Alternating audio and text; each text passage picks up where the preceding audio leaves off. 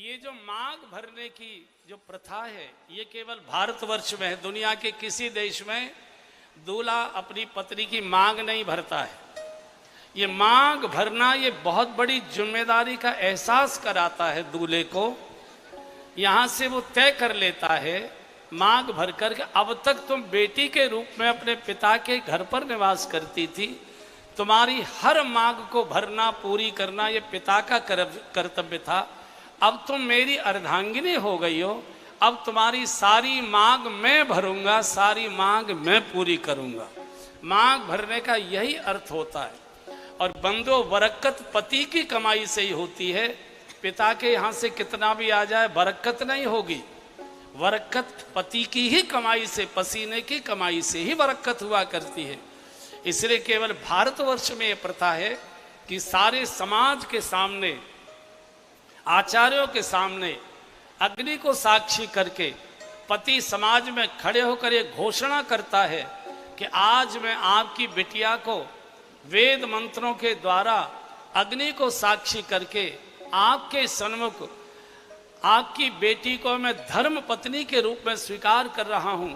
इसलिए आज से आगे इसके भरण पोषण की, इसके जीवन संरक्षण की, इसके सारे दुख सुख की, इनकी सारी आवश्यकताओं की अब तक आप पूर्ति करते थे। अब मैं पति हो गया, मैं वर हो गया, मैं श्रेष्ठ हो गया। इसलिए आज से मेरी जिम्मेदारी है इनकी सब प्रकार की आवश्यकताओं को पूर्ति करने की। इसलिए ये भारत की ही परंपरा है। पिता के यहाँ से कितना भी दहेज आ जाए, वरकत पति की कमाई से ही हुआ करती है। पति जब अपनी कमाई करके लाते हैं तब घर में वरकत होती है, समृद्धि आती है। इधर सबको प्रणाम किया, सब आशीर्वाद दे रहे हैं। देवताओं ने पुष्पों की वर्षा की है, मंगल गीत गाए गए।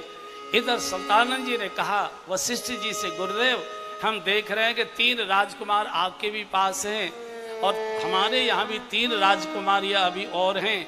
अगर इसी एक विवाह मंडप में एक ही साथ सबकी शादी हो जाए तो आगे वेंकट हॉलों के खर्चे से भी बच जाएंगे और रिश्तेदारों को भी बार बार आना जाना नहीं पड़ेगा। तो कैसा, अरे बहुत अच्छा होगा। निर्णय हो गया।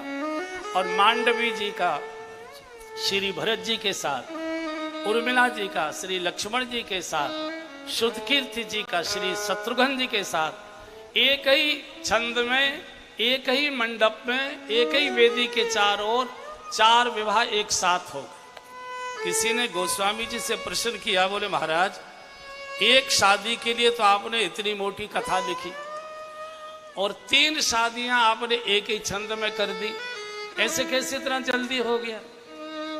गोस्वामी जी ने बहुत अच्छी बात कही। गोस्वामी जी ने कहा देखो भैया, एक बार भगवान से संबंध जुड़ने में देर हुआ करती है, लेकिन अगर एक बार जीव का भगवान से संबंध जुड़ जाता है तो जीव के जीवन के बाकी सारे काम फटाफट पूरे होते हैं, फिर देर नहीं लगा करते।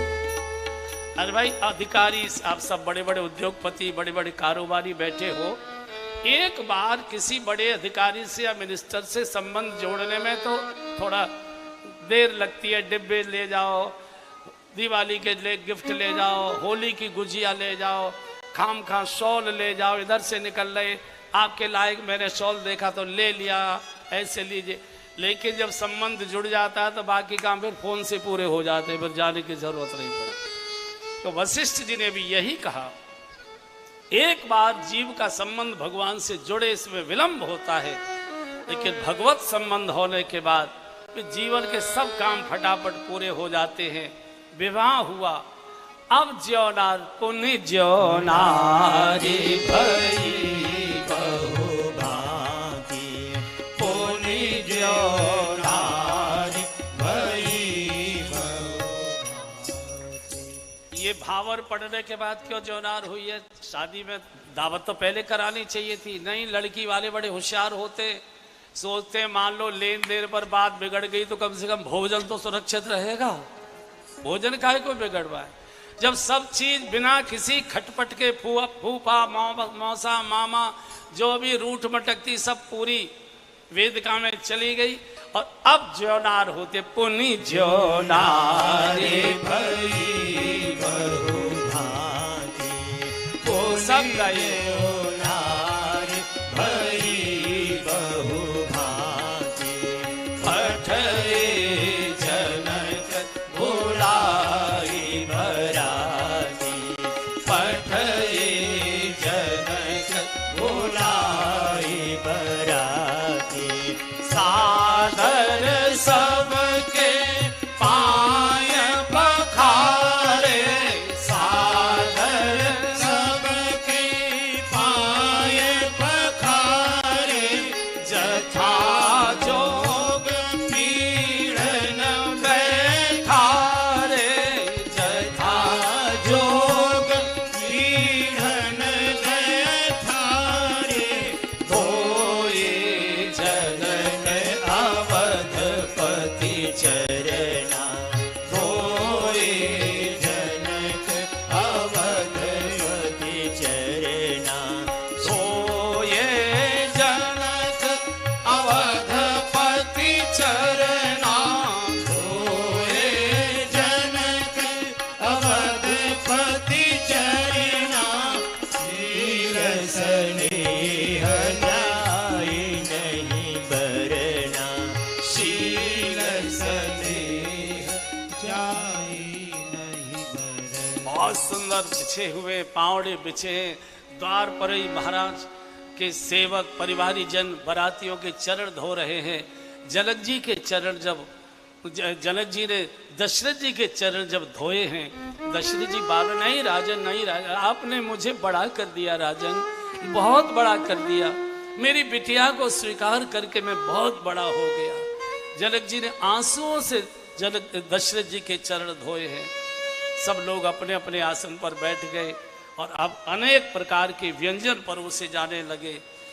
और ऊपर अटारी पर कन्या पक्ष की माताएं ढोलक बाजा लेकर बैठी हैं और जयवत देहि मधुर धुन गाई, जयवत देहि मधुर धुन गाई, जयवत देहि मधुर धुन गारी, जयवत देहि मधुर धुन गाई, ले ले नाम पुरुष अरु नारी, ले ले नाम पुरुष अरु नारी, समय सुहावन तारी विराजा, समय सुहावन तारी विराजा,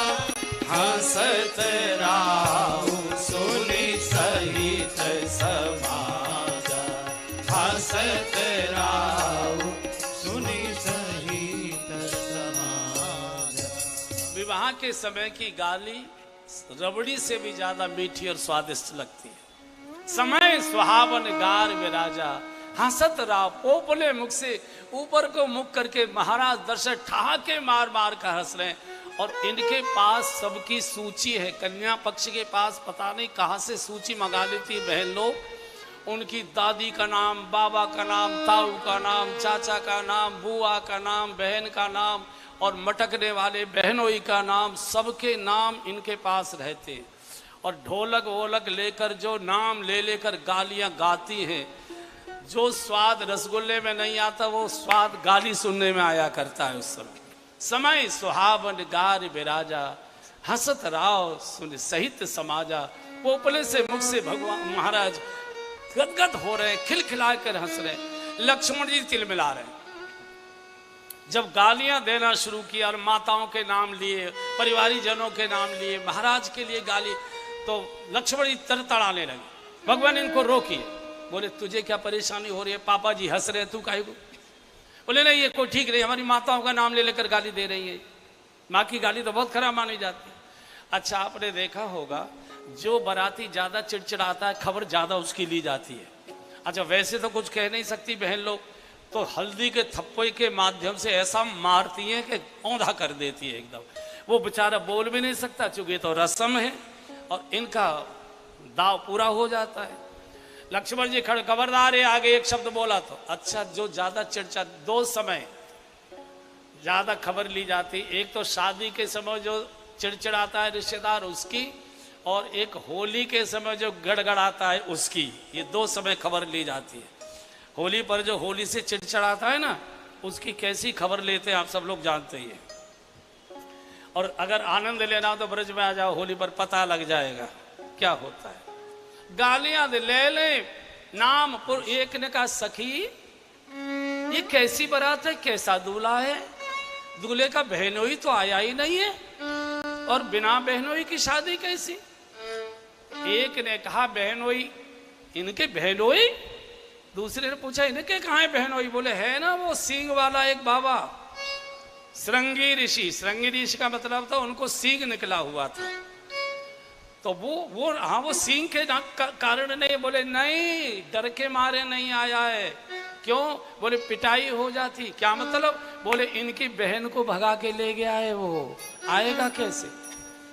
लक्ष्मण जी का प्रभु आप चुप रहिए, मैं बोलता हूं, ये कोई तरीका है क्या? हमारे बहनों को बोलो।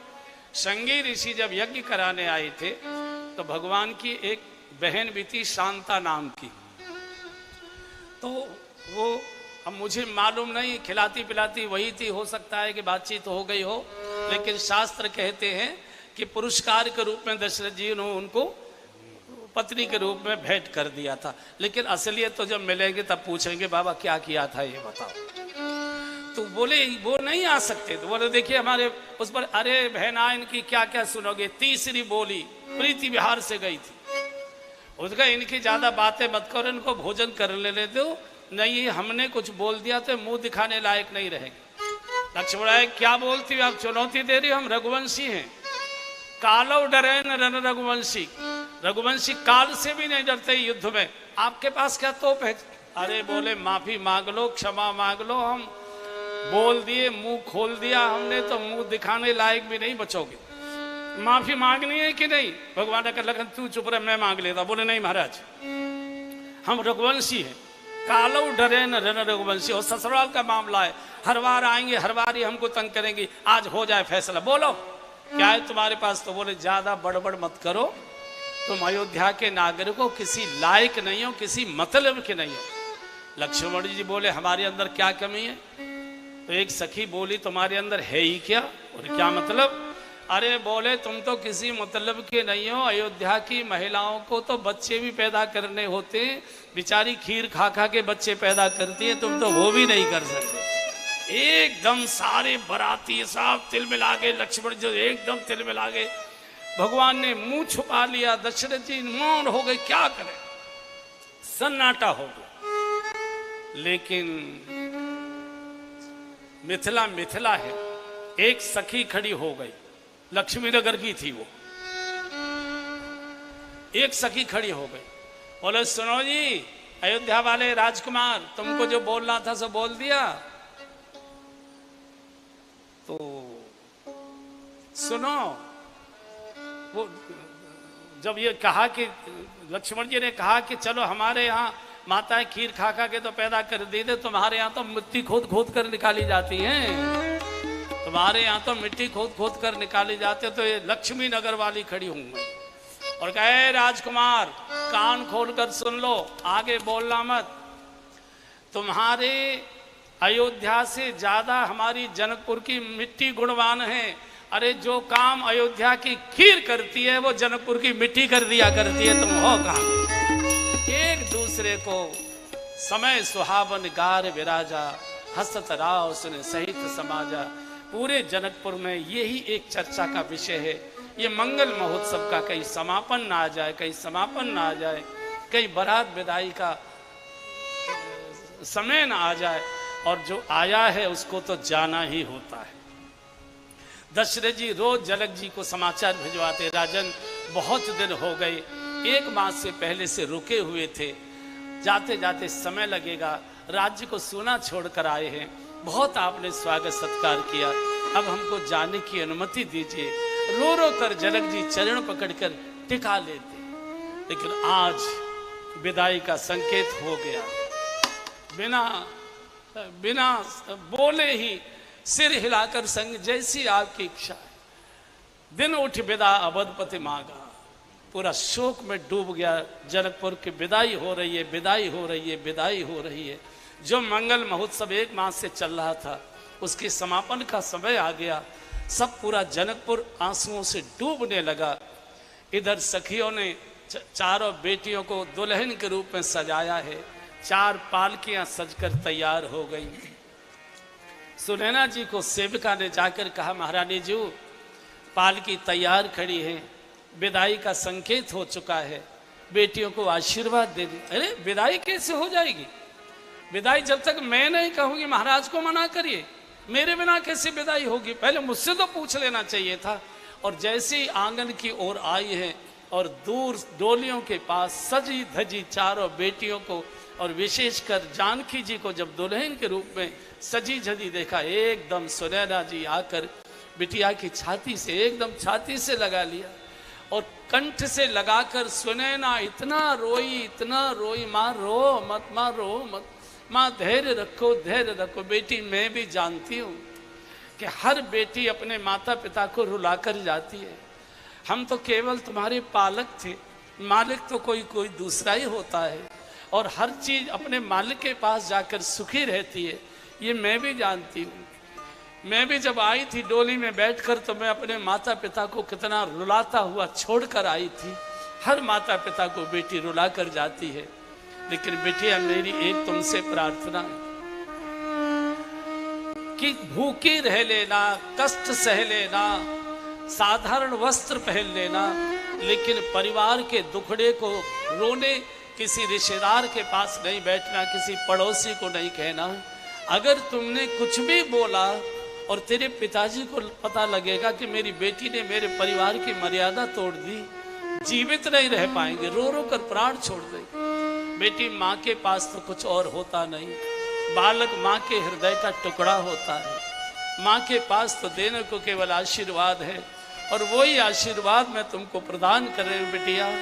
जब तक गंगा जी और यमुना जी में जल की धारा प्रवाहित रहे, गोस्वामी जी ने लिखा है, सास ससुर गुरु सेवा करे हूँ, सास ससुर गुरु सेवा करे हूँ, पति रूख लगी आयसु अनुसरे हूँ, पति रूख लगी आयसु अनुसरे हूँ, हो ये हूँ संतत प्रिय ही पियारी, हो ये हूँ संतत प्रिय ही पियारी, चिरो आही बात आशीष हमारी, चिरो आही बात आशीष हमारी, जब लगी गंग जमुन जल धारा, जब लगी गंग जमुन जल धारा, तब लगी चिरु आही बात तुम्हारा, तब लगी चिरु आही बात तुम्हारा। माँ बिटिया को उपदेश कर रही है, बेटी मैं जानती हूँ बेटी तो पराए घर की होती है, हम तो पालक हैं, मालिक तो कोई बेटी का और हुआ करता है। बिटिया जा रही हो, सास में माँ का दर्शन करना, ससुर में पिता का दर्शन करना और पति का रुख देखकर व्यवहार करना। पति रुख लखे आयस अनुसरे हो। जिस व्यवहार से तेरे पति को प्रसन्नता होती हो वही व्यवहार करना। भूखी प्यासी रह लेना, सस्ते कपड़े पहन लेना, फटे कपड़े सिलकर पहन लेना, लेकिन अपने परिवार के दुखड़े को रोने किसी पड़ोसी के यहाँ नहीं जाना।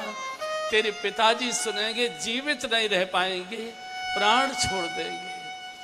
जब तक बांध के पास तो आशीर्वाद है, जब तक गंगा और यमुना में जल की धारा प्रवाहित रहे तब तक बिटिया तेरे माथे का सिंदूर सुरक्षित रहे। कोई माँ ये नहीं चाहती कि मेरी बेटी मेरे सामने सफेद धोती पहनकर आए। हर बेटी सुहागिन रहे, ये माँ की हमेशा इच्छा रहती है। सुनैना जी को आज जैसे कोई रोते बच्चे को उसकी माँ समझाती है, कहती नहीं माँ, बहुत अच्छे परिवार में जा रहे हैं, हम सुखी रहेंगे, आप स्वस्थ रहिए, पिताजी की चिंता रखना, वो बहुत रोएंगे, उनको याद आएगी। आप पुरानी पुरानी कथाएं सुनाकर उनका मन लगा कर रखना, क्योंकि मायका पिता के कारण जीवित रहता है। और जिस समय सुनैना जी और जानकी जी मिलकर रो रही थी, सखियां रो रही थी, सीता जी ने तोता और मैना पाले थे।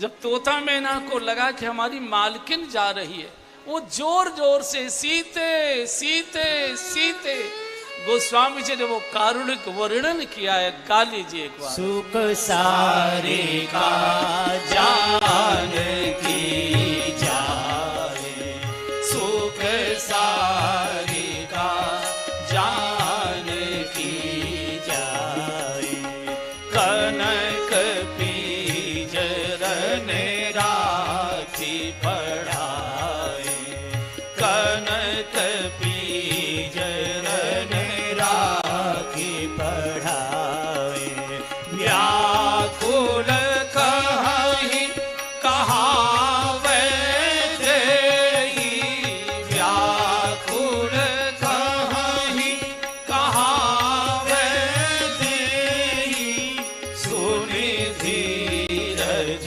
परिहरइन की, सुनि धीरज परिहरइन की, आजी सुख सारी का जान की जाए, सुख सारी का जान की जाए। जब सीता सीता सीता करके पुकारा है तोता मैना ने, सुनैना जी ने सेविका को कहा, सेविका ये पिंजड़ा जानकी जी की डोली में रखो, ये प्राण छोड़ देंगे सीता जी के बिना।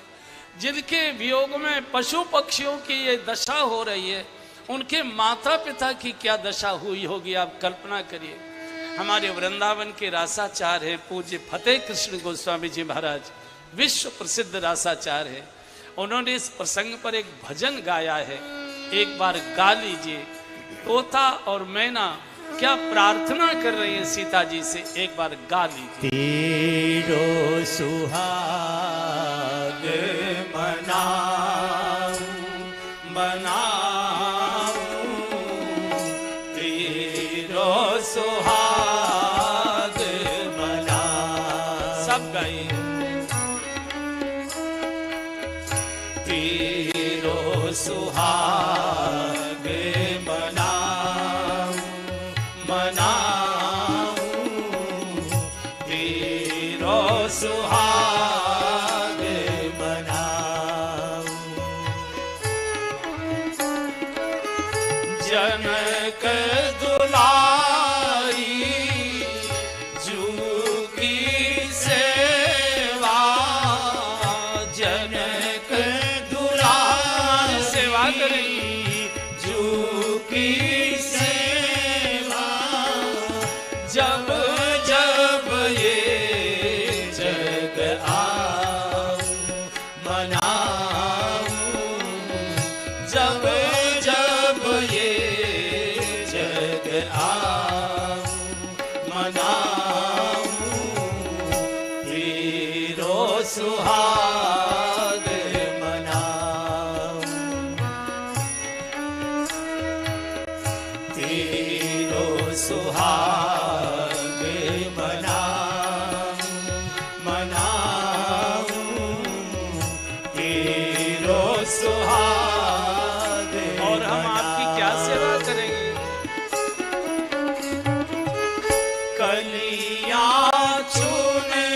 चुन सेज बिछाऊं, कलियां चुन चुन सेज बिछाऊं, पिय प्यारी पौढ़ाऊं मनाऊं, पिय प्यारी पौढ़ाऊं मनाऊं, तेरो सुहाग बनाऊं,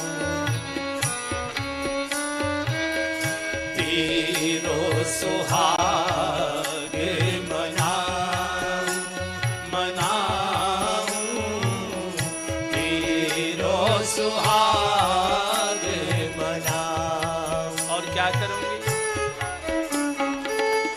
बीड़ी सरस लगाए पवाऊं, आपको मीठे मीठे पान खिलाऊंगी। बीड़ी सरस लगाए पवाऊं, रस के भेद सुनाऊं मनाऊं, रस के भेद सुनाऊं मनाऊं, तेरो सुहाग मनाऊं, तेरो सुहाग मनाऊं मनाऊं, तेरो सुहाग मनाऊं। और मुझे कुछ नहीं चाहिए। मैं ना सकी तर बाल रहूं, मैं ना सकी तर बाल रहूं, रस उठन आस लगाऊं मनाऊं, झूठन आस लगाऊं मनाऊं, तेरो सुहाग मनाऊं, तेरो सुहाग मनाऊं मनाऊं, तेरो सुहाग मनाऊं, तेरो सुहाग मनाऊं, तेरो सुहाग मनाऊं। कुछ नहीं चाहिए। मीठे मीठे आपका मन ठीक रखने के लिए मीठे मीठे भजन सुनाएंगी, मधुर स्वर में आपको बातें करेंगी, मीठे मीठे पान खिलाएंगी हम लगाकर, और कुछ नहीं चाहिए। आप थाली में जो झूठन छोड़ देंगी, बस उसी से जीवन का गुजार। हमको त्यागिए मत माँ, हमको साथ लेकर जाओ। सुनना चीख पड़ी अरी सेविका, मेरी बेटी के भाग्य देखो कि मेरी बेटी के सुहाग की प्रार्थना ये पशु पक्षी तक कर रहे हैं, ये प्राण छोड़ देंगे, इनको डोली में बिठाओ। इतने में तो सेवक ने जाकर जनक जी को कहा, महाराज डोली तैयार सजकर खड़ी है, बिटिया सजकर तैयार खड़ी है, विदाई का समाचार हो चुका है, आशीर्वाद देने चलो।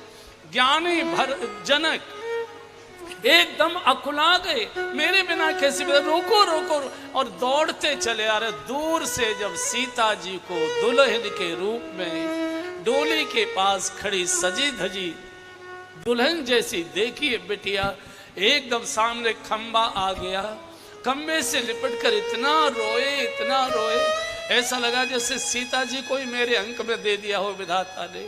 सीय बिलो के धीरता भागी, सीय बिलो के धीरता भागी, रहे वो कहावत परम विरागी, रहे वो कहावत परम विरागी, लीन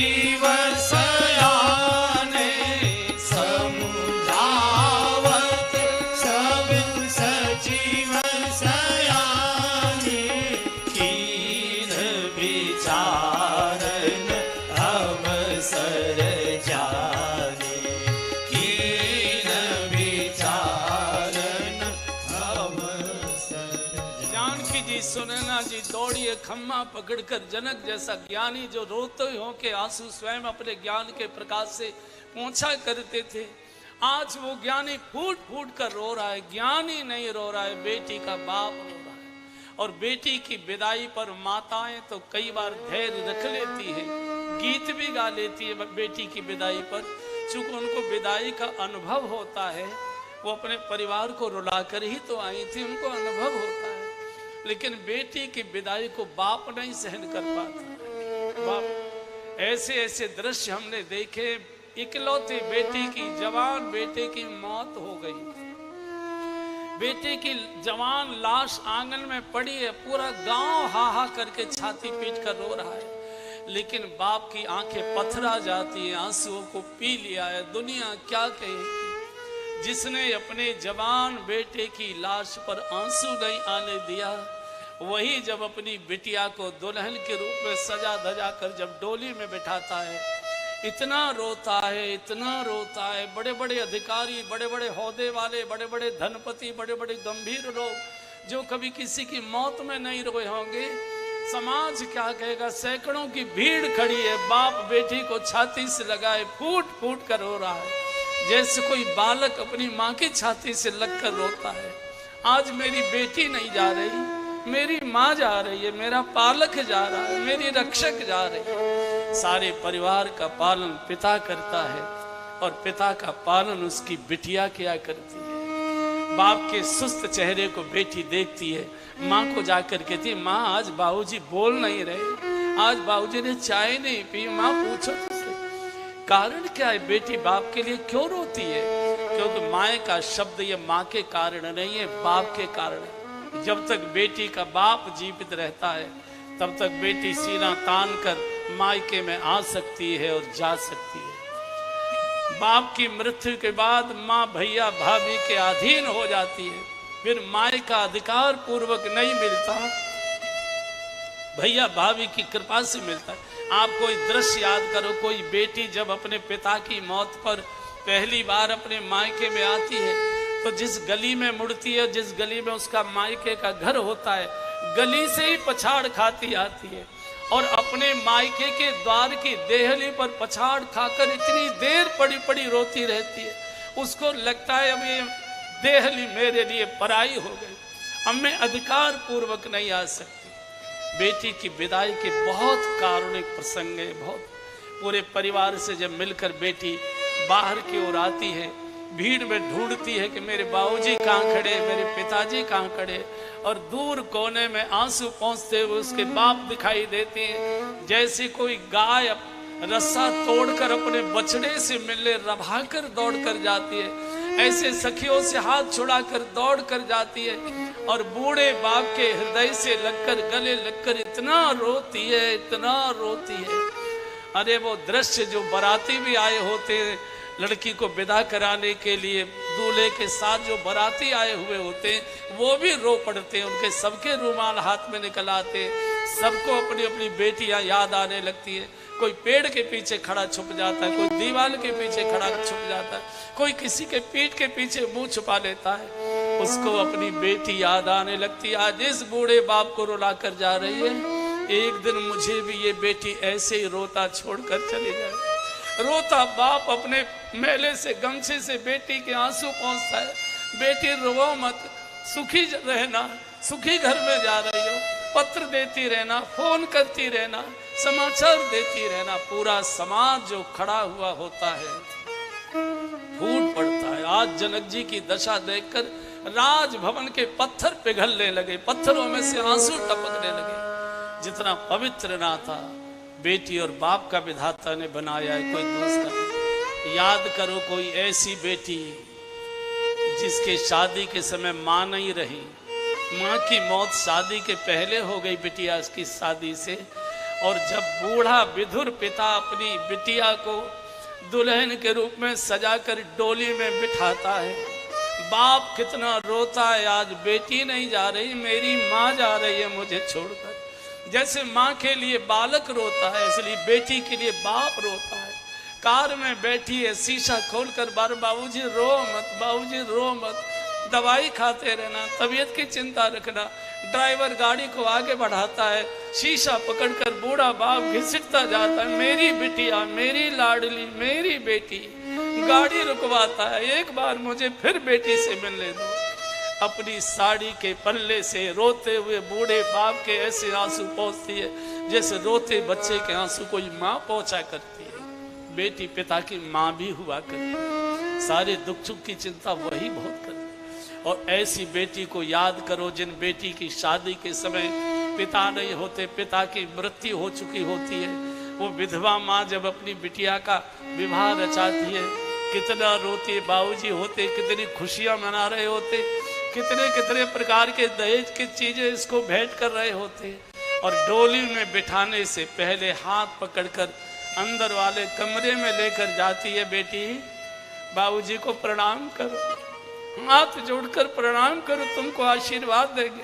और मरे हुए पिता का चित्र जब दीवार पर लटका हुआ देखती है और हाथ जोड़कर प्रणाम करती है, मरे हुए बाप के फोटो में से आंसू टपक पड़ते हैं, मेरी बेटी जा रही बाबुल की दुआएं लेती जा।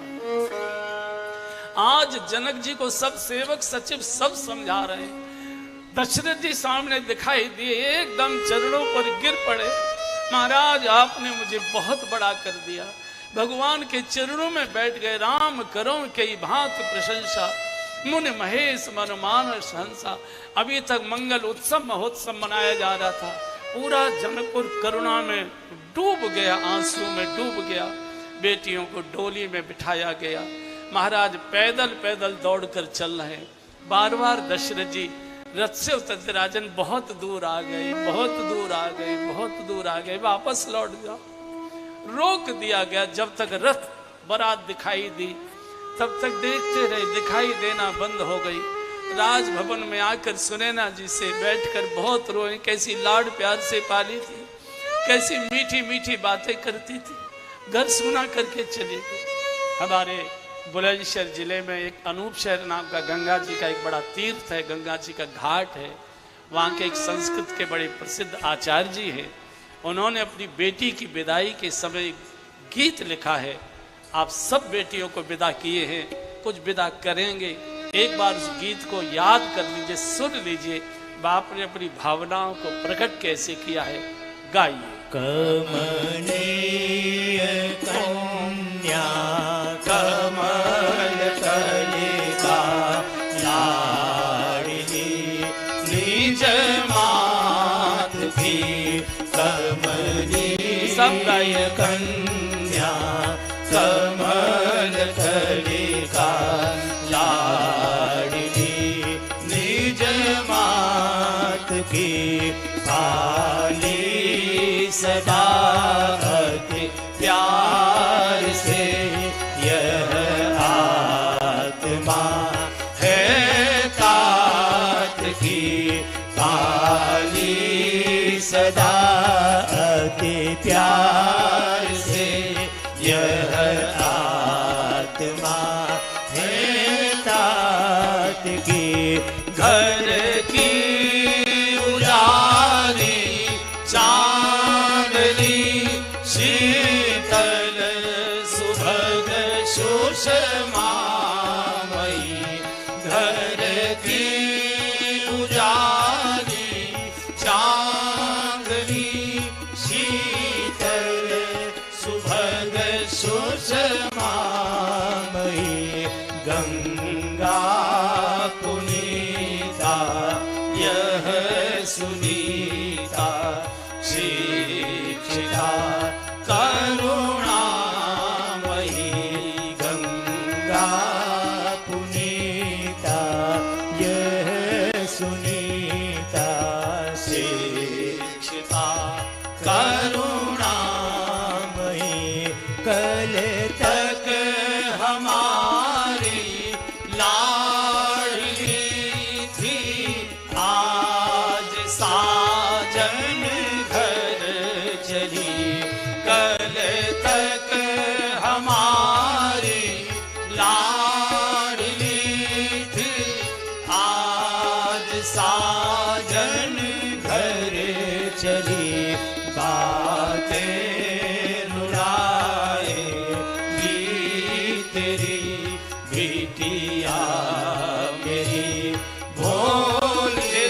बचपन की बातें याद आएंगी, बहुत रोना आएगा। बुलाएंगी तेरी बेटिया मेरी भोली भली, दोनों कुलों की लाज बेटिया अब तुम्हारे हाथ में, दोनों कुलों की लाज बेटिया अब तुम्हारे हाथ में, सुख दुख सभी कुछ आएंगे, धीरज न खोना बात में, सुख दुख सभी कुछ आएंगे,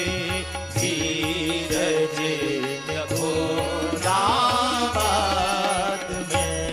आओ दुलारी बैठ जाओ, सज के यह डोली खड़ी, आओ दुलारी बैठ जाओ, सज के यह डोली खड़ी, रो रो के मन समझाएंगे,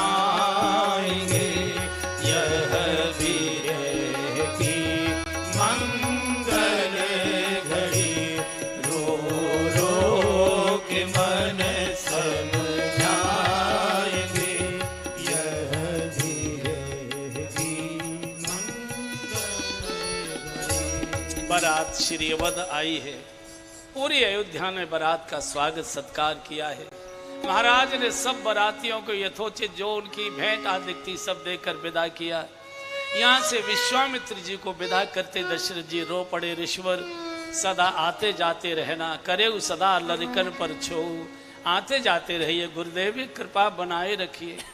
गोस्वामी जी लिखते हैं कि भगवान विवाहित होकर जब अयोध्या आए हैं, अयोध्या की कैसी दिव्य दशा हो गई, एक बार गा लीजिए। जब तेरा